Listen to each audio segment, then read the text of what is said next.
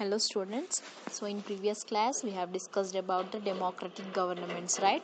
In that we was discussing about the two principles. What is that? One is representative democracy and next is the rule of the majority. So we will understand about these two ideas now. So the democratic governments in our times are usually referred to as a representative democracy. So what is the democratic government at present in our time? It is generally referred to a representative democracies. So in representative democracies, what the people will do? The people will choose their own representative by the process of what? Through an election process. General elections we all know. By the election process we will select one representative, isn't it? So that is known as what? Representative democracy. The democracies of people choose the representative through the election process. A village, for example, a village will have about 2 to 5,000 of people, isn't it, in one village. So it is divided into different wards, ward 1, ward 2, so like this different wards it will divide, and it will consisting of about 100 or 200 persons in one ward. Okay, so each ward will elect one person to represent them. Ward member will be there, so only that ward people, nearly 100 to 200 people, they will elect the ward person as a representative of them. So all the adult people uh, who have the age of 18 years of age, it may be men or women, no inequalities here. It may be men or women, it may be rich or poor, it may be literate or illiterate, educated or uneducated, irrespective of their different language, different castes. So nothing is important here. So only if they have the age of 18 years, then they can elect their representative, they can vote in the elections here. So the person who gets the largest number of votes, that person only, he will become the representative of the complete ward or group. So these elected representatives, they will meet and they will make decisions on behalf of the entire population. For example, if the ward people have elected one member, so he will talk in the as their head departments on the behalf of this ward members. So, thus, we have a free and fair elections of representatives in the basis of our democratic system. So, this election process, it is on a basis of our democratic system. So, anyone can elect their representative if they cross the 18 years. So, it is completely free and fair elections. So, prior to the elections, the people are expected to think and discuss the issues on which a government has to act. So what the people will vote to the representative? No, the people are, they will expect from the representative to think and discuss about their issues on which a government has to take decision. So that representative, they will move to the government and discuss these cases, and the government will take the action on these cases. The different persons or parties, they are advocating the different points of view, openly discussing their views here. So different parties will be there, no, the different persons and different parties will be there. What they will do? They'll advocating the different points of view openly. They will discuss their views and interest. This will be enable the voters to decide on the candidate they would like to represent them. So whenever they will discuss openly, the people will take decision at that time. They will decide to whom they have to vote, to whom they have to select as a representative, which candidate they have to select. So they will decide it. So the representatives are expected to stick to the viewpoints. So at that time, the representative, what they will do? they will try to stick to the points which are people are saying. It means what are the wishes of the people, they will try to fulfill it, they will stick to their interests, then only the people will vote to the representatives, and they will express by them, and they will keep the promises which are made by them. The promises the people will make, the representatives who are there, they'll make the promises to the people, so they will stick to it.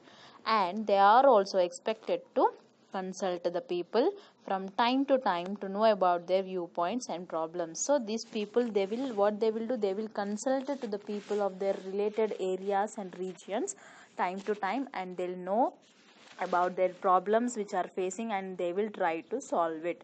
The representatives are elected for a fixed period only. Usually, generally, elections will happen for the 5 years, right? So the representatives are elected for a fixed period only.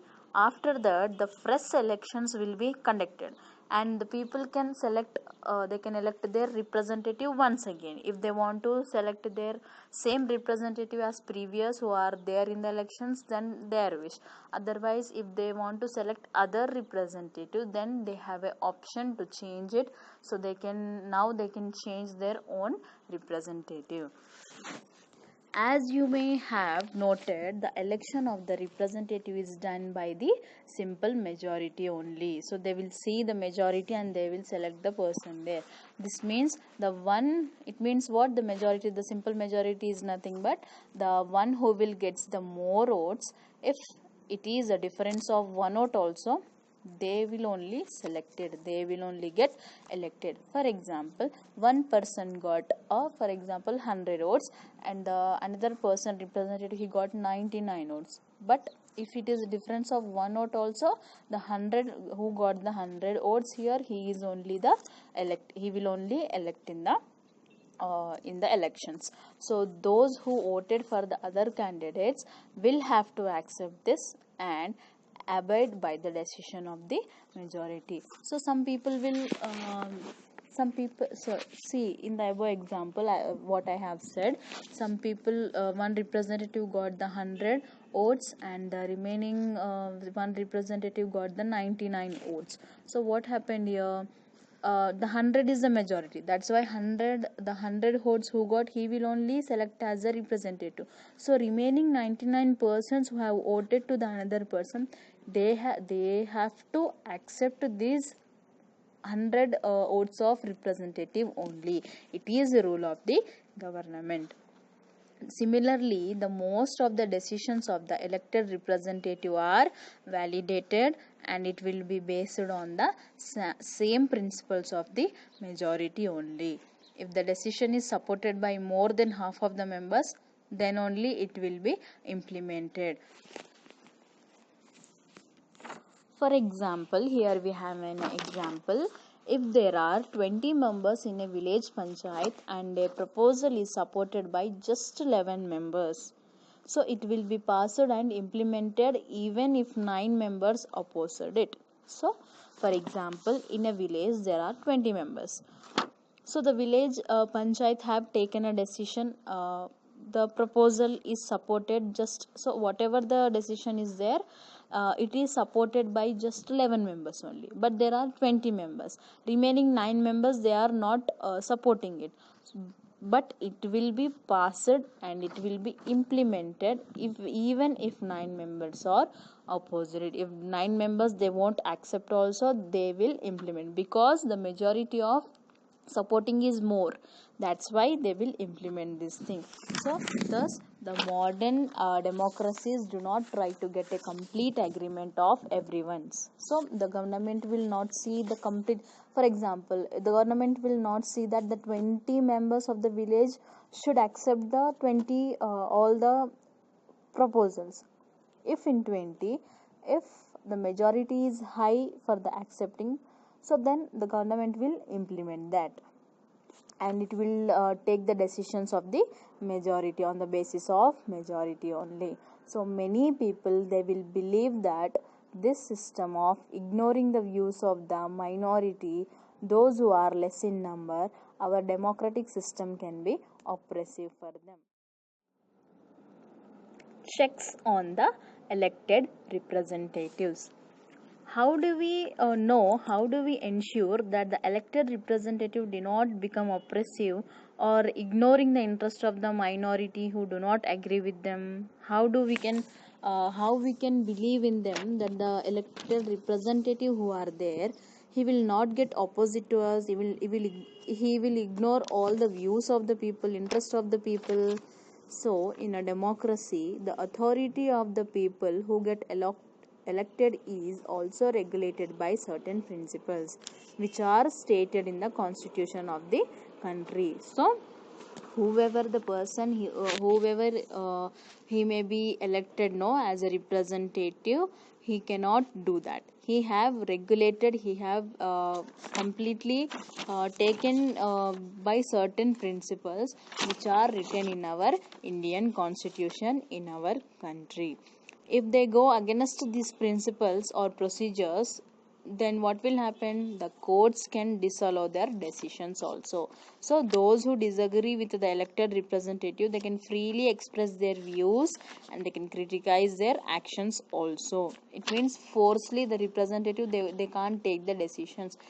So regarding to the people's views only, they have to take the decisions. Otherwise, if they don't follow the principles and procedures, the court can disagree their decisions. So this can be done through what? Meetings, TV, newspapers, etc. By these they can do this.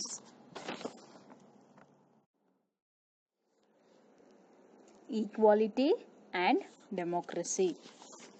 First of all, the democracy requires that all the people, who it may be men or women, literate or illiterate, rich or poor, beggars or officers, spare or some time to understand the public matters, isn't it? So first of all, the democracy means all are equal before law. It means the men's and women's, there is no sexual difference here, literate and illiterate, and rich and poor, so no differences at all, first of all, in the democracy.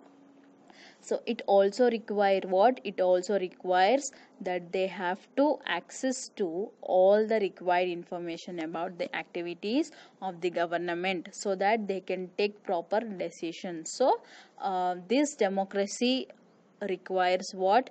It requires they have to access to all the required information about what? About the activities which are the government is performing to taking the proper decisions which are related to the public. And also it furtherly requires them to exercise their vote with the freedom and without any interference here. So the democracy also requires what? It requires them to exercise their vote with freely, not forcefully, and without any interference of any middle persons. They have to do this. Unfortunately, there is not always completely possible in most of the countries. So if we see, in most of the countries it is not possible, but for example, many people do not have even the minimum education needed to read the newspapers also. If we see the poverty people, poor people who are not educated, so they won't able to read the newspapers also. Even most of the people are not using the right to information act, so it is a fundamental right, right? So this act, the most of the people, they are not using effectively to check the functioning of different systems. It means whatever the government is activities, it is functioning to check that, the people have to check that. But many of the people, they are not checking. Why? Because they are not educated here. Its effective use ensures the proper functioning of the machinery. Many people, especially the women and the poor people, just do not have the time, or they do not have the facility to take the part in the public matters. No, the poor people, they are busy in working to survive their life only, and the women's mainly, they are not educated, so they'll sit at home only at previous times. So that's why they won't get the facilities or a time to take part in the public matters, and they are either too busy in earning, or they are busy in their livelihoods at houses or working for their own families, managing their families, household activities, children, etc. So in many cases, the powerful or the rich people, they try to influence the voting by forcing the people or by giving them small gifts before the election. So if we see, before the elections, what will happen, many of the representative, they will, who are electing in the, who are standing for the elections, what they will do, they will try to give some money, or they'll try to give some what gifts to the people. They will think that the who don't have the knowledge of the society, outside people, so they'll try to influence them here. Sometimes if we see, the people are persuaded and they not to decide for themselves to vote according to their caste or religion. So some people will take decisions through it means they will take in the process of they will consider the caste and religion. So according to their caste and religion also, they will not decide to not vote to such persons. So all these factors will prevent people from using their democratic rights only of voting after giving due considerations of the issues and the government at the different levels. The government will works at different levels. What is that levels?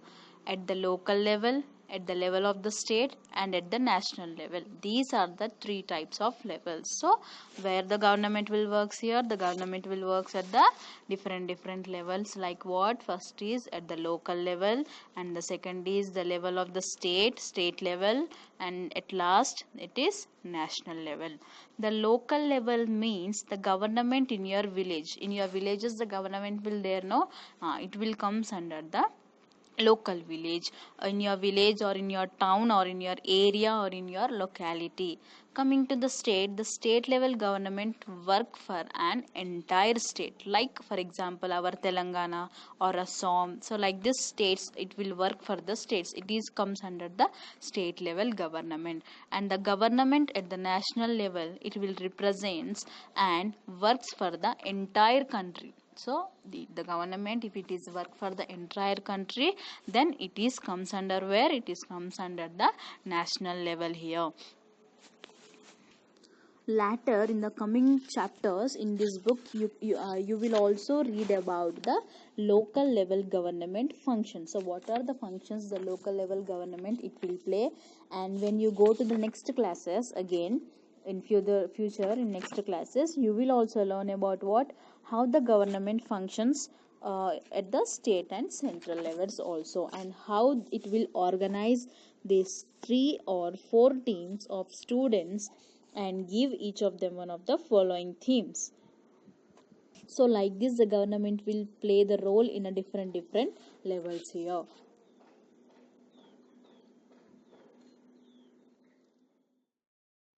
See, here you have a map 1, the government of national level. So what is this map showing to us?